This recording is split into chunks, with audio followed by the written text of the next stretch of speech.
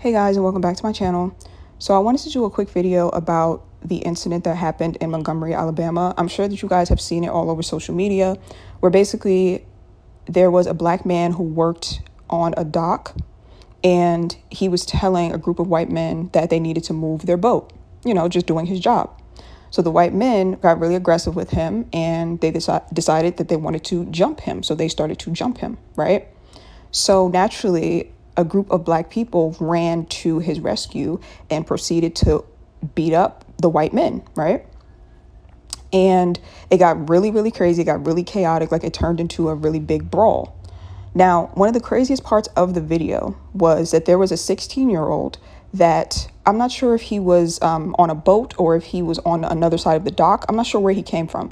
But all I know is that in the video, he jumped into the water, swam across, and then got out in order to fight, pretty much, in order to join in on the brawl, in order to defend that black man. So yeah, that part was crazy when I was watching it because swimming takes a lot of energy out of you, and he swam a pretty far distance and he still had enough energy to, get on that dock and fight, so it was actually really, really crazy to see. So on Twitter, somebody posted that it's crazy that that brawl took place in that specific spot because that was a place where slaves used to be traded, right?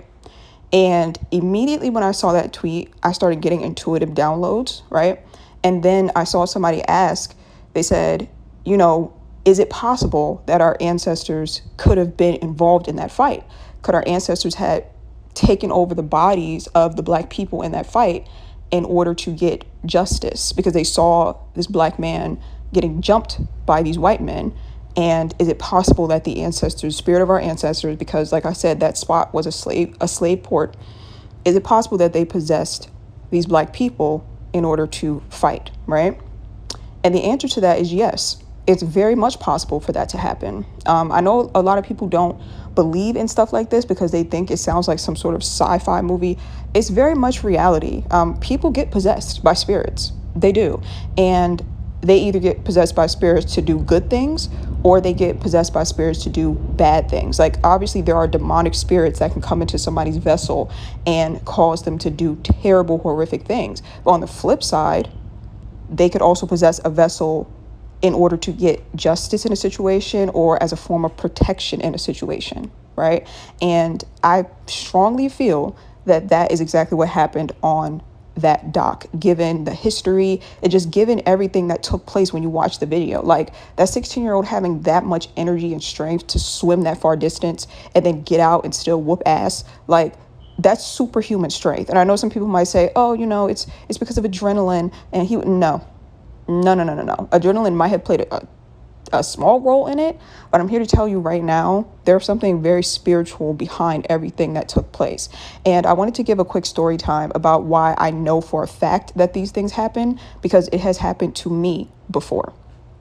I know I always have a story for everything. I swear. It's like God took me through every situation possible so that whenever something's happening, I'm like, ooh, I have a story. I've been through this. So I'm gonna make this quick because I already told this story on Twitter. But basically, we have a family friend who passed away tragically and suddenly. And my mom would, look after her kids. Like her kids would be, would come over our house. So one of her kids I'm not going to say his real name, but we're going to name him T, right? One of her sons, his name is T. So T was, I believe, like 11 or 12 years old at the time. I was 17 at the time. So T was over our house and he asked my mom, can I go outside and play? And my mom was like, yeah, go ahead, be safe. And so he went outside and he went down the street to go play with the neighbors. Now, apparently him and the neighbors got into some sort of argument. Okay. And a girl that was there, she's like, I believe she was 16 years old. Yeah, she was 16 years old. Why she was hanging out with a bunch of 11 or 12-year-olds, who knows, right? I feel like the age gap was weird anyway. You're hanging out with a bunch of 11 to 12-year-old boys. It's strange. But, besides it being weird, she was also apparently violent because when they got into an argument, a verbal argument, she decided to take it upon herself to grab T's shirt and then slam his head into a wooden fence. So naturally, he ran to our house crying because this 16-year-old girl had just rammed his head into a fence. Now, I was asleep while this was happening. I barely even heard him come in, right? My cousins came and woke me up because like my cousins were all at my house at the time. My cousins came and woke me up and was like, get up. This older girl just, put her hands on T. Like, get up. We're going down the block to confront her. So I'm like, okay, cool. So I wake up, barely wake up, roll out of bed, put my shoes on, put my clothes on. But I just felt like I was in a daze. And it wasn't the type of daze where it's like you just woke up, so you're like, what's going on? You feel lost. Because even if you just wake up, if somebody's like, wake up, we're going down the block to confront somebody, your adrenaline would kick in and then you would be wide awake, right? But that didn't happen with me. Like I got up, put my shoes on, put my clothes on, and I just felt like I was in a daze. Like even walking down the street to the neighbor's house, I barely remember it. I just felt really, really like everything felt like a daze. It felt hazy. It felt like, I don't know how to even explain it. It didn't even feel like what was happening was real, right? So we walked down the street and my cousin, who's 1 year older than me, she's 18. She's the first one to step up to the girl, the 16-year-old that, banged T's head into the fence. She went up to her and was like, why are you putting your hands on him? You're too old to be putting your hands on him. And he's a boy, so he can't even hit you back. Like, basically, she was cussing the girl out. Now, because my cousin is 18, she obviously couldn't put her hands on the girl because the girl was 16 and, the cops would have been called. She would have been charged as an adult and all of that, right? So she didn't want to put her hands on the girl. At the time, I'm 17. So me and the girl are closer in age anyway. It would make more sense for me to fight the girl. So they're pretty much arguing and screaming back and forth. The 16-year-old is not being remorseful at all. She's being combative as if someone did something to her when she's the one that put her hands onto a child. So she's being combative. So they're in each other's faces, just screaming at the top of their lungs, like loud as hell. And next thing you know, I pretty much black out. I kid you not, I black out. I barely remember fighting this girl. I just remember when I looked around, like almost like I gained consciousness, but I didn't pass out though. So I don't know if gain consciousness is the right word. All I know is that I remember the screaming, then I remember pretty much blacking out. And then I remember seeing the girl, the 16-year-old, and she was just bloody, like her face was bloody. And her mother was holding her and like trying to pull her into the house. But she was like irate and screaming and basically trying to get to me. You know how it is, like when someone breaks up a fight and they're still like, pulling someone apart and they're trying to still get to each other. She was like trying to get to me, screaming at the top of her lungs. And her mother was pulling her into the house. So I'm looking around like, wait, what just happened? And so I look down on the ground and my glasses are on the ground, right? And also I believe I had in braids. So some of my braids, I got pulled out as well. But there wasn't any like, I wasn't bleeding or anything like that. I just saw my glasses and like some hair on the ground pretty much. I'm looking around like, what just happened? And my cousin, the 18-year-old was like, yeah, that's right. You beat her ass. And I'm just like, huh? Like, I kid you not. I was just literally standing there confused. Like, as this girl is screaming at the top of her lungs, being dragged into the house by her mother, my cousins are screaming and hyping it up. Like, yeah, that's why you got your ass whooped. All that. You know how people trash talk after a fight. And I'm still not screaming, yelling, nothing. I'm still just in like this weird daze, right? Now, the thing that's spooky about all this is that later on when we were talking about the whole incident and they were giving me a play-by-play of what happened, because apparently they told me that I just walked up to, like, I didn't even say a word to the girl. I didn't scream. I didn't yell. I just walked up on her and swung on her and we just started to fight. So when they were recapping everything to me, it was mentioned that my mannerisms seemed very similar to T's mother. And I remember when they said that, I had this weird feeling like come over me, but I had not had my spiritual awakening yet. And therefore, I didn't know anything about intuitive downloads. I didn't know anything about spirituality in general, right? If you would have asked me about spirituality back then, I probably would have been like, oh, it's scary. I stay away from stuff like that. Like I didn't know anything about things like that when I was that age. So, but I do remember that when it was pointed out that my mannerisms were just like T's mom, it just gave me a weird feeling. And then years later, when I had my spiritual awakening and I actually started getting intuitive downloads that I could decipher very clearly, I got an intuitive download that T's mother actually was in control of my vessel at that time. And she used my vessel to defend her son, to fight for her son. And I just feel like a lot of people, like I said, they would never believe something like this. They would be like, oh, that's delusional and all this and that. I'm telling you, these things actually happen. And that's not the first time that my vessel has been possessed. It's not the first time. Like, I've told another story about how that has happened. These things do happen. It's just facts. So yeah, T's mom pretty much defended him from the afterlife. So it's not a far stretch to believe that on that dock that day, the spirits of our ancestors who were enslaved on that dock were using the vessels of those people to fight those white people on the dock.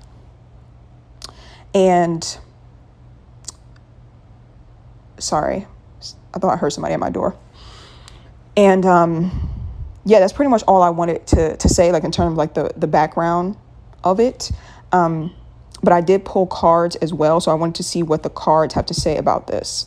So the cards that I pulled are the Ten of Pentacles, the Four of Swords, the Ten of Cups, and the Nine of Wands in the reverse. Y'all, if you read tarot and you understand these cards, I'm sure you're sitting right now shook, because the messages of these cards, like the energy of these specific cards, it directly lines up with exactly what I just said.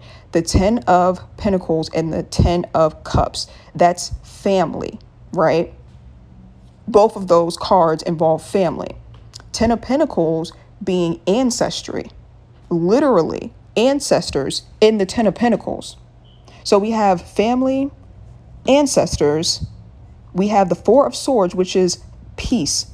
And then we have the Nine of Wands, which is healing from past trauma. So these cards are basically, not even basically saying, these cards are saying that there were spirits living amongst that dock, in the water and out of the water, because spirits do live in water. Like if a person dies in water, their spirit resides in the water. And I have had intuitive downloads about this before, and I could definitely do a separate video about that. But when a person dies and they're not at peace, they tend to linger in the area where they died. And I feel like people, even the people who don't believe in like these spiritual things, you can't deny like that you never would want to go or live in a house where you know that like there was like a spree of killings, right?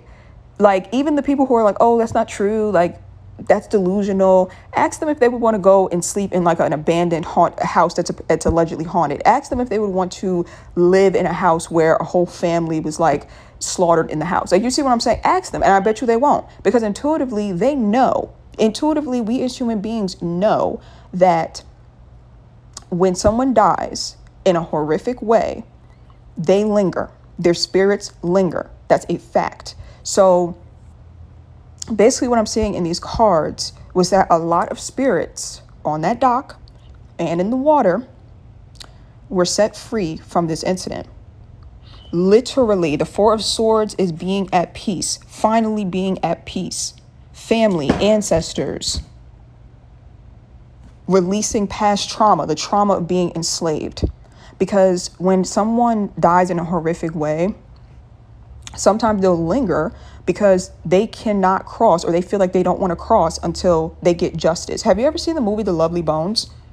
Remember when Susie, if you've seen the movie The Lovely Bones, it's about a girl who gets killed and her killer is getting away with it pretty much. No one knows who the killer is. And so she's lingering around trying to give her father and her sister, trying to give them clues as to who it is. And she can finally cross over and go to heaven when, you know, she finally was able to convey to her father and her sister who the killer was. She was able to then cross over and be at peace in heaven. But before that, she was not at peace. So she had to keep on lingering until justice was served. So that's what I'm seeing in these cards, is that spirits that felt, not even that just felt that it was injustice, that know that they experienced cruelty and injustice, they were set free by this incident. Crazy. Very, very crazy. And that explains why. Hold on, let me take a quick water break. Okay. And that explains why that 16-year-old had that much energy and that much strength to swim across that water and jump out and still issue out an ass whooping. That was supernatural strength. That was spiritual strength that he was getting. And honestly, when I was pulling cards before I even turned on this recording, I had to take a second to just cry because I felt this heavy weight on my heart, and then I felt it being released. Like, I felt the energy of people who were treated so cruelly and who were traumatized so badly and who was basically just stuck wandering because of this. And now they can finally be at peace and they can finally cross over. This is not something that I'm making up. This is not something that's a light. This is serious business. Very, very serious spiritual business that has taken place. I wouldn't be surprised if this whole brawl went down in like history books or something. Like, this is a very significant event that has just happened in the spirit realm. So many souls were able to cross over from this event. Whew, this is just crazy. This is so crazy. And then Saturn is in Pisces, and did I upload my Saturn and Pisces video? I have to upload that video. Why have I not uploaded that? I'm going to upload that video.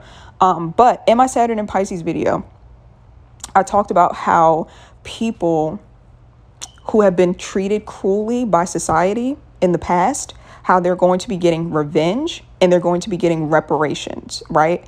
And Saturn is going to be in Pisces for the next 2.5 years. So don't be shocked if Black people ended up getting reparations of some kind in the next 2.5 years, right? But like I said, reparations and revenge. So, and when I say revenge, I mean righteous revenge. So that's exactly what took place on that dock. It was righteous revenge. It was people who were treated with cruelty in the past by society finally getting justice and being able to cross over, finally. And we're going to see a lot more of that with Saturn in Pisces. And not to mention that Pisces, is water, right? And where did this incident take place? Literally at a dock, on a boat. You know what I'm saying? The incident started with men on a boat. The 16-year-old jumped in the water literally and swam to go and fight. Like, these things are not a coincidence. They're not. They're not. So that's all I have to say about that. This is so crazy. Like, sometimes I can't believe.